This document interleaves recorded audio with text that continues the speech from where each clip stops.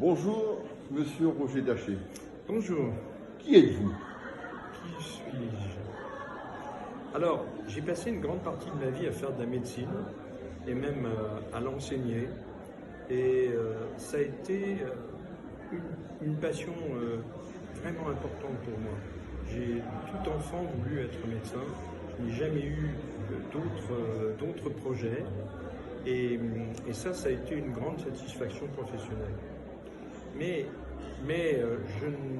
j'ai pratiqué une forme de médecine un peu particulière, une spécialité très peu connue qui s'appelle l'anatomie pathologique et qui consiste à rechercher les maladies dont sont atteints les gens à partir de petits prélèvements qu'on fait sur eux, de cellules ou de fragments d'organes qu'on examine au microscope. Et la deuxième passion de ma vie, ça a été la franc-maçonnerie, que j'ai rencontrée très tôt, quand j'avais une quinzaine d'années, à partir de la lecture d'ailleurs de René Guénon. Et j'ai toujours pensé que la passion que j'ai éprouvée pour la maçonnerie et la curiosité que j'ai éprouvée par la maçonnerie était un peu de même nature que celle qui m'a fait tomber dans la médecine très jeune.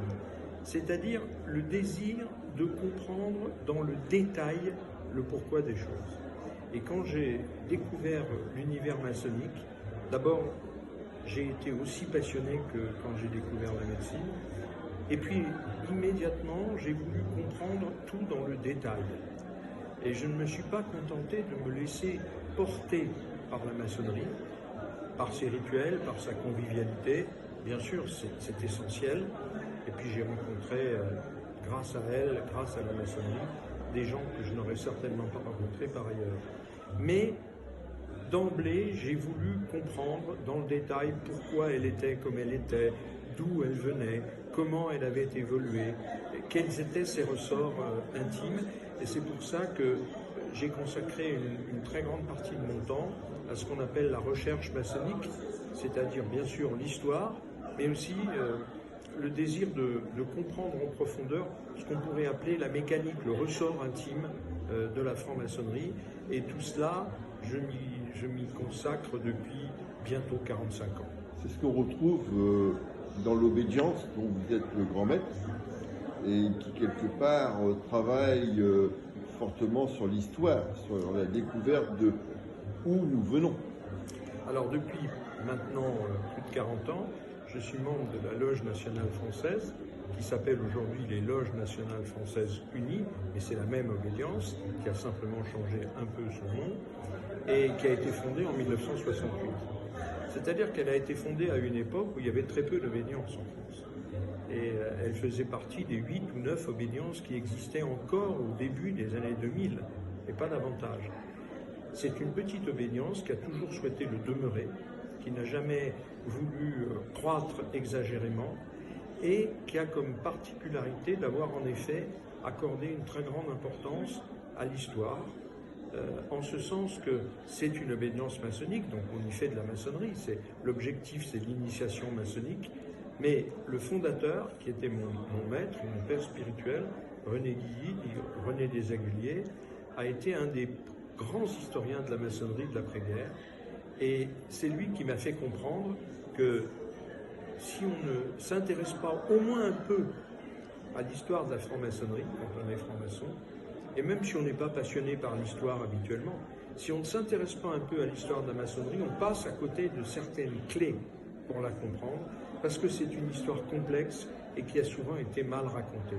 Alors oui, c'est vrai, on a consacré à la LNF beaucoup de travail à ça, et aussi d'ailleurs, dans le cadre d'une revue qui n'est pas une revue officielle de la LNF, mais qui lui est très liée, qui est la revue Renaissance traditionnelle, qui a été fondée en 1970 et qui est la seule revue d'érudition maçonnique en France.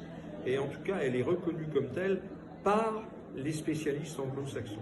Les spécialistes anglo-saxons disent et l'ont écrit à plusieurs reprises, Renaissance traditionnelle, c'est la grande revue maçonnologique française, mais si elle est très influencée par, je la dirige moi-même depuis maintenant 30 ans, si elle est très influencée par la vision de la LNF. En revanche, ce n'est pas du tout la revue officielle de la LNF, c'est une revue indépendante et auquel beaucoup d'auteurs français et étrangers, anglais, américains, allemands, collaborent régulièrement.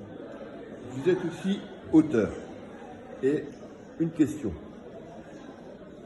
Pour un profane, dans les livres que vous avez écrits, quel est celui que vous recommanderiez? Et pour un apprenti, pour être sur le bon chemin, aimer la maçonnerie comme vous l'aimez, quel est le livre que vous lui recommanderez? Alors, il y en a peut-être deux. D'abord, j'ai eu la chance, et les circonstances m'ont permis d'écrire une demi-douzaine de que sais-je. Et les que sais-je, ce sont des ouvrages très précieux parce qu'on oblige un auteur qui est expert dans un domaine donné à écrire un petit livre de 128 petites pages et par conséquent, il doit être extrêmement synthétique. Et c'est un exercice assez difficile. Alors, j'ai écrit, c'est le premier que sais-je que j'ai écrit d'ailleurs, il y a maintenant plus de 20 ans, et c'est un que sais-je qui aujourd'hui en est au 30e mille, qui s'appelle Histoire de la franc-maçonnerie française, et qui en 128 pages donne un panorama non seulement des origines et de l'évolution de la franc-maçonnerie en France, mais qui aussi rappelle ses sources, ses origines anglo-saxonnes, parce que si on n'en fait pas mention, on ne peut pas comprendre comment la franc-maçonnerie française a été créée. Donc il y a le que sais-je, Histoire de la franc-maçonnerie française. Et puis il y a quelques années, les éditions Talandier m'ont proposé d'écrire dans une collection qu'ils ont créée il y a déjà pas mal d'années et qui s'appelle 100 questions. Et donc, le livre s'appelle « Les francs-maçons en 100 questions ». Et